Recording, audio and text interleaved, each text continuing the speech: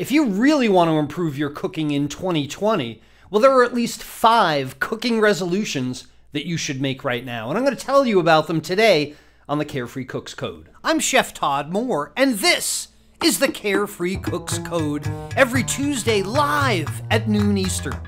Here's our challenge. How can home cooks cook freely with creativity, confidence, and pride while ignoring recipes and still impressing themselves and others with what they cook? Well, the answer is found in becoming empowered with how cooking works, using dependable and repeatable methods of cooking that work for any ingredient, for any diet, and any desire, just like chefs do. And we'll know we've cracked it when everyone sees cooking as an exciting and rewarding way to improve their relationships, their lifestyles, and their health through better food and cooking. This is the Carefree Cooks Code. Boom! Welcome back to the Carefree Cooks Code, everyone. You know it, we're live every Tuesday at noon Eastern, and if you're getting my Tuesday morning email alerts, then you know the topic at least half a day ahead of time, and you know exactly where to go to get the class. So I hear a lot of people say, I don't know, I didn't know, I was surprised, where was the class? I couldn't find it. Well, if you go to webcookingclasses.com/live, you'll join my alert system, because we're the Carefree Cooks. You should say it with me out loud, okay? I want you to say it out loud. It's an affirmation. Say it. I create my own recipes. I bring my friends and family together. Are you saying it with me? I learn every time I cook. I create my own cooking style because I practice pro methods and I love my cooking. That's what makes me a carefree cook. Happy New Year, everyone. Happy New Year. As you can tell, I am so excited to start another year of carefree cooking together. It's the 11th year for web cooking classes. It's the 5th year for our Carefree Cooks community, and we are just about to break 10,000 members in the Carefree Cooks community. So, I mean, geez, with all those years behind us, with all those carefree cooks with us, it's just been such an amazing journey that so many people all over the world have benefited from. And, you know, even with all those successes, with all the lives changed by cooking with dependable methods rather than written recipes, I can still honestly and optimistically say that the best is yet to come. 2020 is going to include some of the best things that we have ever done together. But first, I've got a true or false for you. Every week we play a little game. Do you eat beans for good luck on New Year's? Do you think humans have been doing this for hundreds of years? Or is it a new thing? True or false?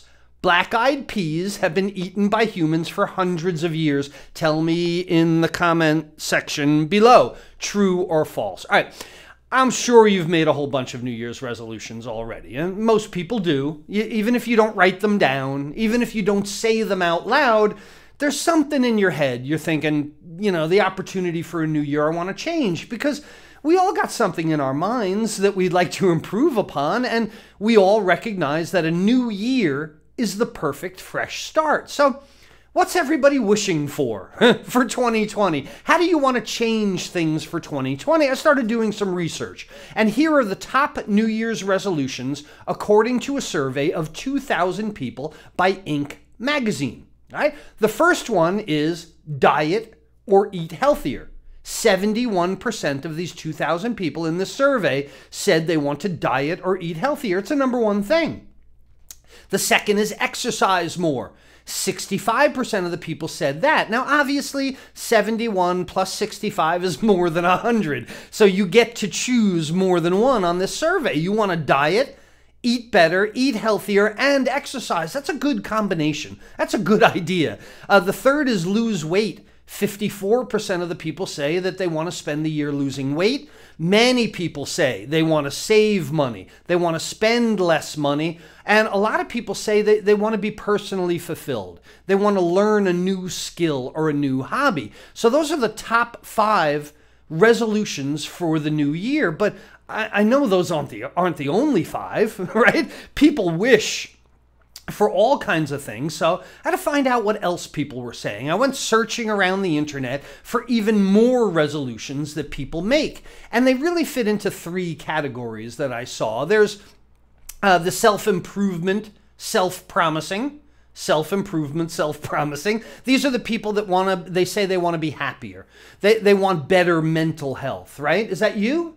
Is that one for your list? They want to be sharper mentally. They want better concentration skills. A lot of people just say, I want to be a better person. You know, that's not a good goal because it's so vague. You know, if you're going to set a goal, it really needs to be specific if you're going to reach it. Some people say they want to stay motivated. Again, I don't know how you stay motivated. Find something to get motivated about. That would be the best thing. People want to be more organized. They want to reinvent themselves. They want to be more self-reliant, more confident. They want to take chances. These are the things that people are saying out there on the internet. And if it's not a self-improvement thing, well, there are some social resolutions as well. They say they want to meet new people, kind of get out there more, find a significant other, find a mate, find a spouse, have better sex, forget the ex. Maybe those two go hand in hand. I don't know. They want to become more romantic. That's a great goal, but how do you do that? Specifically, what steps are you going to take? Some people say they want to spend more time with interesting people. I would say become a carefree cook and solve that one. We got a lot of interesting people, and become more social. And again, join us and you'll be more social as well. And then the ones that I really like are the change my life resolutions. People out there, and of all the lists that I went through, all the research that I did, people say they want to volunteer more. They want to give to charity. They want to start a new hobby. People say they want to be creative. They want to express their art. Everybody's got some kind of art locked up inside them. Everybody has some kind of expression, whether it's a positive or negative expression. A lot of people focus on expressing themselves negatively.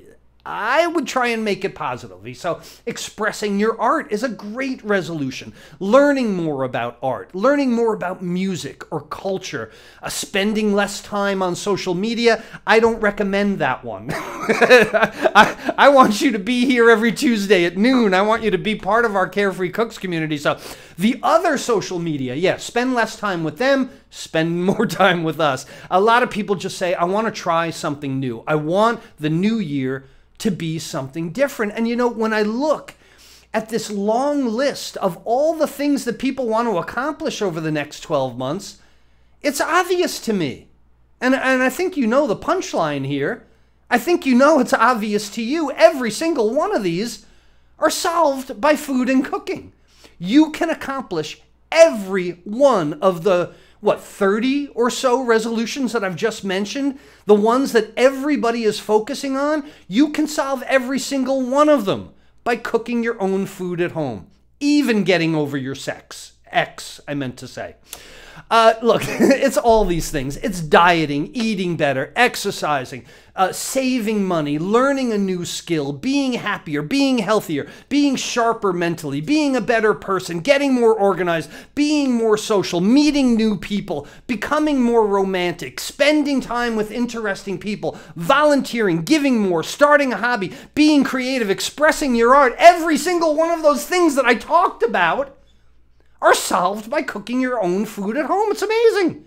It's almost like I set it up that way, but I didn't have to, because food and cooking is so important to everyone, to your social standing, to your health, to your well-being, to your creativity, to expressing your art. But look, that's not even what I came to talk to you about today, right? I feel like Arlo Guthrie, but that's not what I came to talk to you about.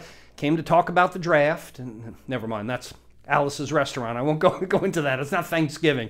Look, I know, I am so confident because I've been doing it for more than a decade now. I know that cooking with dependable and repeatable methods instead of written instructions is going to empower you to achieve any resolution that you make for yourself in 2020. But what about those of us that are already carefree cooks? Right? So many of you with us right now. What kind of resolution can you make to take your cooking to the next level in 2020? Okay, so you might have said, Chef Todd, you went over that long list of things. I'm already cooking my own food at home. Check. Already there. Thanks for the advice, Chef Todd, but what else you got for me? Well, maybe you want to cook even better food at home in 2020, and that might call for one of the 5 resolutions that I think you should be making this year. Forget about getting over the X. That'll happen naturally. Don't worry about it. But there are 5 cooking resolutions that will help you get over the X as well. The first is to set yourself a goal of mastering at least one basic cooking method. There are 13 of them to choose from, so you don't need to master all of them. But look, if you are incredibly comfortable with one cooking method, with grilling or saute or steaming or braising or roasting or poaching or simmering, any of those, if you get really comfortable with that, in 2020, if you start focusing on how you are cooking instead of what you are cooking, December 31st, 2020, your cooking world is going to be dramatically different, because a greater concentration on the methods that you're using, recognizing the effects of heat on food, rather than just thinking about how long you're going to cook something, is immediately going to improve your cooking in the new year. And second, if you really want to eat a better quality of food, but you want to spend less money doing it, resolve to improve your boning knife skills. People, they like working with their chef knife. A lot of people work with the paring knife. A lot of people use the paring knife instead of a chef knife. That's not good. There's a resolution you should make. But if you're buying boneless, skinless chicken breasts, instead of buying the whole chicken and breaking it down yourself, you are spending so much more money on chicken than you ever have to. You could buy a whole beef tenderloin, break it down into steaks, save a tremendous amount of money, and have dinners for the next month.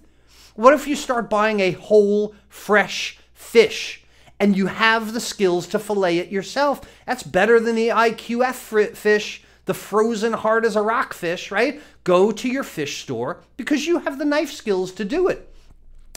Maybe it's some cheaper cuts of beef or lamb, those really cheap stew cubes that you get. Well, if you're good with your boning knife, you can remove all that sinew and fat yourself. You wind up turning $5 a pound beef or lamb into $20 a pound beef or lamb just because you know how to use your boning knife. It saves money and it improves the results of your cooking.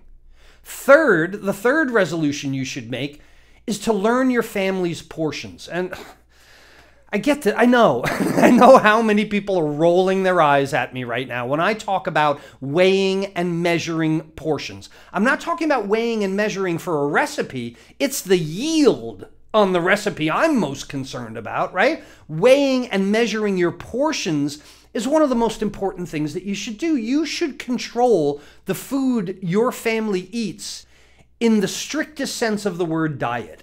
Now, people love the word diet because it means the things I'm not going to eat. I'm on a diet. I'm not going to eat certain things. When a diet is what you feed your pet, And I'm sorry to make an analogy between your family and your pet, but you should control your family's food the way that you do your pet's food. But look, I got to be honest here. The reason that I'm telling you this is I see some huge plates in the photos in our group. I see people way over portioning food. And, you might say, oh, my husband's a really big eater. Stop empowering that. Maybe your husband doesn't need to be such a big eater, I'm not making any judgments, whatever that number is.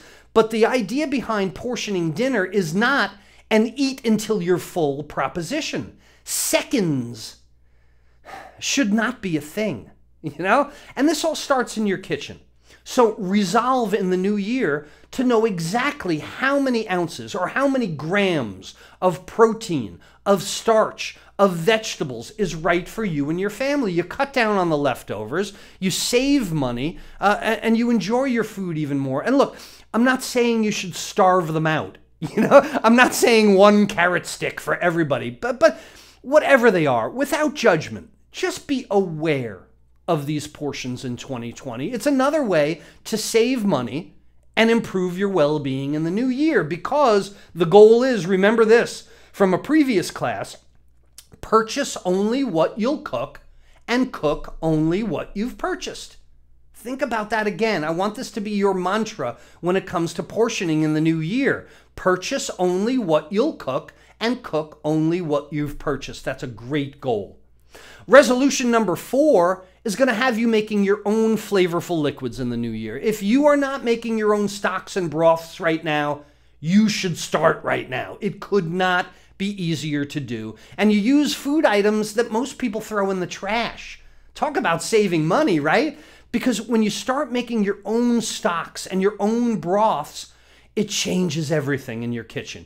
Your soups are instantly better. Your sauces have a unique flavor, and anything that you simmer, poach, or steam has that extra level of flavor that you just can't get with jarred sauces or even the most creative seasoning. You cannot make a bland dish taste a depth of flavor just by adding seasonings to it. It's the natural flavor of your ingredient. Because here's the misconception about this. When I say that you should be making your own stocks, you're thinking, oh my God, I got to make 5 gallons of chicken broth. No, you don't. I do it all the time. I take the few shrimp tails that I have from, making a shrimp cocktail or something, and I put them in a cup of water or 2 cups of water with a small amount, right, to make a shrimp stock only for my risotto for that night. I'm only making a cup of stock. Let's say you've got 4 pork chop bones left over. You had a bone-in pork chop for dinner, and you got the 4 roasted bones left. Well, what do? Put them in your small saucepan. It doesn't have to go in a gigantic stock pot, right? Barely cover those items with water. You got a few ounces of flavorful liquid that results, and you can let it simmer while you watch TV in the evening. It's so easy, and I guarantee that if you start making your own stocks, the next resolution is going to naturally follow, because I want you to resolve to become a sauce master this year. You don't have to know all the sauces, the 5 mother sauces and the endless small sauces and derivatives from the mother sauces. But if you just focus on one sauce and perfect it, one cooking method, one sauce, and really work on it, oh my goodness, your cooking is going to be so much better at the end of the year. And chefs, I know plenty of them. They spend their entire careers studying sauces. They learn new sauces. They learn new flavors. They're creating the perfect combination of flavor, texture, and appearance in a sauce. It's an endless endeavor. And I can tell you honestly, this is one of my New Year resolutions every single year. Every year in January, I say, I want to make better sauces. I want to make better sauces than the year before. And again, you don't need to learn every sauce this year, but resolve to study at least one type of sauce. Get it nailed down so you can make it just about blindfolded. Those are the 5 resolutions that I think you should be making in the new year. And you don't even have to make all 5 of them. Pick one if you want. I'm not trying to intimidate anyone, but these are the 5 that I would do. And you know what? Because I always like to over-deliver, I'm going to throw in a 6th one as well. There are methods that go with this 6th one, this last resolution, but you can ignore the methods even. This is how cool the 6th one is. Much of this comes down to your creativity and discovering the flavor combinations that you like, because the 6th resolution for you to explore is to make more compound flavors in your cooking. This can change your cooking so quickly. It's unbelievable. And what I mean here is like compound butters. Make a garlic herb butter that maybe you use for sauté, or maybe it's just like a dollop of compound butter that you put on top of your grilled steak, right? Compound flavors can be achieved by flavoring oils as well. What about an oregano, basil, olive oil? Man, I can think of about 5 uses in the kitchen for that. Get a nice decorative bottle, right? Fill it with olive oil, cram it with some herbs. Make sure those herbs are washed. You might even want to steam or blanch them just in case. You want to make sure they're really safe. But compound flavors can find their way into your grains, into your rices, into your sauces. Imagine adding flavor to milk, like I show you, like simmering onion in a milk, and then use that milk to make a sauce. And you've got that hint of onion flavor. It's a compound flavor. Get flavors into your broths. Simmer jalapenos in your chicken broth for your Mexican sauce. You get the idea. There's just so much there. And I mean, oh my goodness. I could teach such an in-depth class on sauces. We would go on for hours and hours and hours. But creating your own ingredients in your cooking, making unique flavors to put into your own original dishes, that's the one that is going to take your cooking up a bit in the new year. 5 cooking resolutions for the new year, plus one that I really want you to think about. Don't need to do them all. Jot them down if you want. Save this video. If you click on the 3 little dots above the video or the little down arrow, you can save this video into your files on Facebook, and you can watch it a month from now, 2 months from now, so on, and see how you're doing with these resolutions. You don't have to do all 5 or all 6 for that matter, but pick one. You know, make a commitment to yourself that you're going to explore just one of these topics in the new year, and you're going to enjoy flavorful meals and greater pride in what you cook. And it's the pride part that I really love. Hey, there were a lot of new original New Year's dishes in our Carefree Cooks community this week. It's amazing how many people are doing. And I saw somebody just this morning, they posted their first dish, along with a whole bunch of apologies. And they were like, here's my first dish, and it's bad this way, and it's bad that way, and it's bad this way. I thought it was great. You know, I just thought the only thing the dish needed was a little sprinkle of confidence, really. But the person says, it's because I see all these fantastic dishes in the Carefree Cooks community. And another thing I love about our community, everybody started chiming in. Yeah, I started there. That's the point that I started. I wasn't confident. I didn't think anything was going right, but now it's months later, and I do. And I love that inclusive, empowering, heartwarming acceptance in our Carefree Cooks community. We bring new people in like their family, and it's amazing the progress that they make. So it's really cool. So let's check out the dishes of the week and of the new year. Frank, he went all out for New Year's, he says. He said, I went all out for New Year's. I wasn't making it up. He cooked for 6 guests for New Year's. That's brave, right? And he made this tuna poke timbal mold. I was so impressed with this thing. It is so cool. It's the thing all the way this way, all the way over on the left there, right? The thing, sushi rice, avocado, cucumber, strips of nori seaweed, the marinated raw tuna, some chilled shrimp, chopped scallions, and sesame seeds. And then he pulls up the mold, right? You pull away the timbal. When you unmold it, it's beautiful. Wow, that's awesome, Frank. Good for you. Michael had some leftover cauliflower from something he did for the holidays. So really all he needed was some creativity and a basic cooking method, right? The creativity plus a basic cooking method, you put those two together and you get buffalo cauliflower bites. Love it. Great idea. Charlie is celebrating a new decade with his Coquilles Saint-Jacques. Awesome, right? Oh, one of my favorites. He served it with herbed rice with mushrooms, green beans, in a ginger garlic hoisin sauce with walnuts. Awesome. Oh, Coquilles Saint-Jacques, by the way, is scallops in a cream sauce, usually. It's not an easy dish to make. Really, really good. Nicely done, Charlie. The very creative and talented Dave from the UK is back with us. I'm so glad. And he has started the new year with food from the previous year. He had some leftover turkey from Christmas, but he made it into this fantastic looking turkey over noodles dish with all those fresh veggies. And, you know, I got to agree with Dave. If you think about leftovers as something that hasn't met its full potential yet, you may find yourself expressing great creativity in Dave's kitchen as well. And, oh, look at that. Judy got a jump on everything. She's already working on her carefree cooking resolutions this year. She's making a fresh chicken stock, so she's ready. This is her words. I love this. So that I'm ready with some cold busting roasted vegetable chicken soup. And I think maybe Judy should put this stock in her medicine cabinet instead of the refrigerator, because that's the way it goes. Awesome. There were so many great New Year's dishes. I can't cover them all today.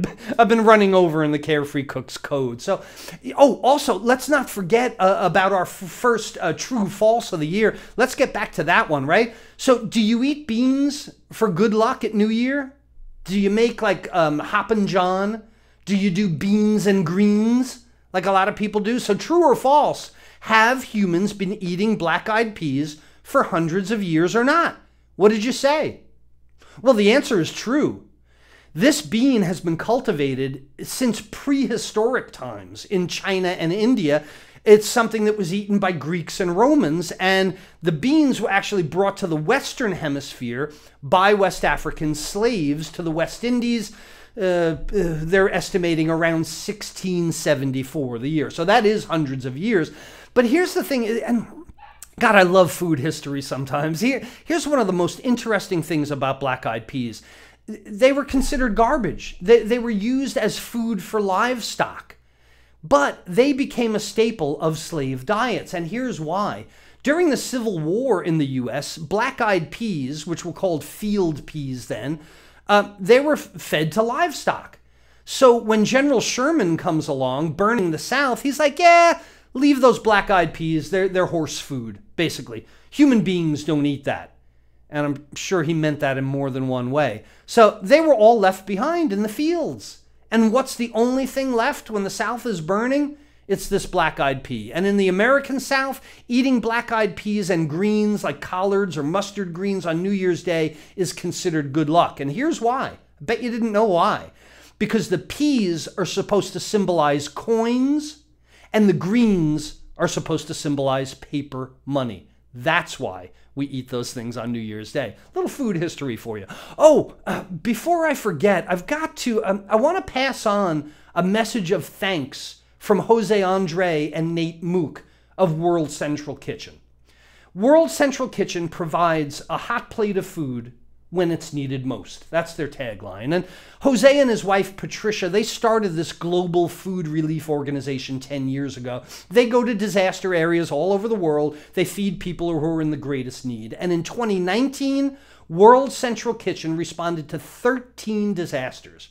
Some of them natural, some of them man-made, but they have served millions and millions and uncountable millions of meals this year. And this year, it's not just all over the world. You know, many of these disasters were right here in the U.S. Hurricanes in North Carolina, fires in California, just to name a few. And if you joined web cooking classes during my Cyber Monday promotion this year, I promised that a part of your tuition would be donated to a food charity of my choosing. So if that's you, thank you. You helped feed displaced people all over the world, because a portion of the memberships from Cyber Monday turned into a substantial donation to World Central Kitchen. And I know Jose, Nate, and a lot of hungry people want to thank you as well. And I want to thank you for joining our cooking revolution and helping someone else. Thank you. It's a great way to start the new year. And if you know someone that really should resolve to improve their cooking this year, you need to like and share this video with them so that we can all benefit from an improved lifestyle through better food and cooking in 2020. And if you just know it in your heart, if you just know that 2020 is the year for you to learn how to cook freely, to create impressive meals at home, well, my free web class, The 3 Cooking Discoveries to Change Your Food from Fair to Fantastic, can give you the head start that you need. This class, it'll empower and inspire you to create instead of just cook, and it's going to help you knock out some of those cooking resolutions that we talked about very quickly. If you want to start your own culinary journey and become empowered with how cooking works, then get started by holding your spot in my class right away. Go to webcookingclasses.com, wait for it, /discover and hold your spot in the next class. Hey, it's Chef Todd Moore wishing you a fantastic 2020 filled with endless kitchen freedom, creativity, and pride. Pride in what you cook, because I want you to remember that there's a method to your 2020 cooking success. See you next week. Bye-bye.